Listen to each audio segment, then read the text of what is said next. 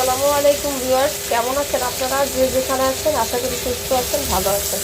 আজকে আবার একটা নতুন রেসিপি নিয়ে আসলাম।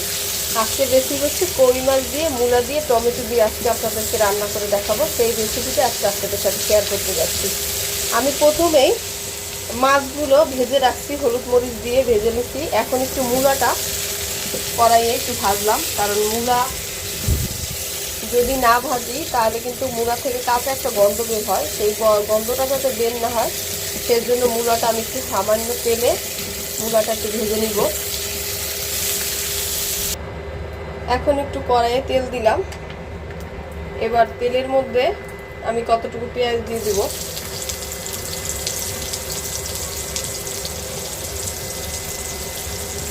একটু ভাজবো।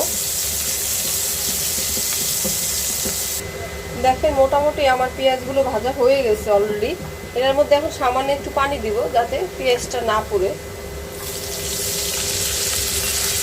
এরপর আদা রসুন বাটা দেবো 1 টেবিল চামচ, একটু বেশি দিই, 1 টেবিল চামচ দিলে হবে। এবার 1 টেবিল চামচ দিচ্ছি জিরার গুঁড়া,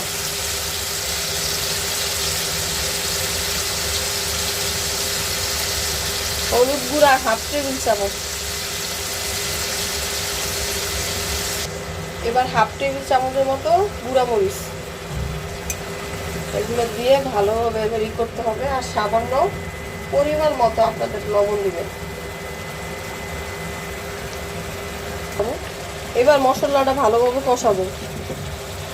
অলরেডি কিন্তু আমার মশলা কষানো হয়ে গেছে, তেল কিন্তু উপরে উঠে গেছে, তার মানে বোঝা গেছে আমার মশলা খুব ভালোভাবে কষানো হয়ে গেছে। যে কাজটা করবো, ভেজে রাখা মূলাগুলো এবার দিয়ে দিব।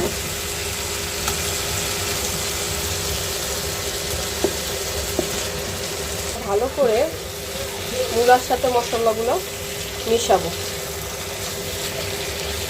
এরপর যে কাজটা করবো, এগুলোর মধ্যে আমি মাছ আগে থেকে যে মাছ ভেজে রাখছি মাছটাও এবার ঢেলে দিব।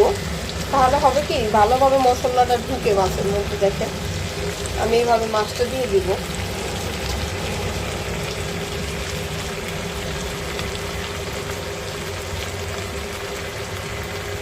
এবার মাছ দিয়ে এবার ভালোভাবে এগুলোকে কি করবো, একটু নাড়াচাড়া দিব। খেয়াল রাখবেন যাতে মাছ মানে ভেঙে না যায়, সেদিকে খেয়াল রাখতে হবে। একটু হালকাভাবে আমি একটু নাড়া দিব।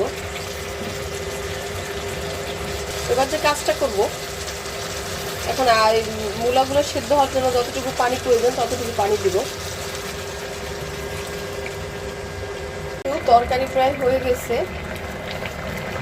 আমি মাঝে কি করলাম, টমেটো, কাঁচা টমেটো, মানে পাকা টমেটো, সরি কাঁচা না, পাকা টমেটো দিয়ে দিছি তরকারির মধ্যে। ঝোলটা একটু বড় হবে, এরপর আমি নামিয়ে ফেলবো।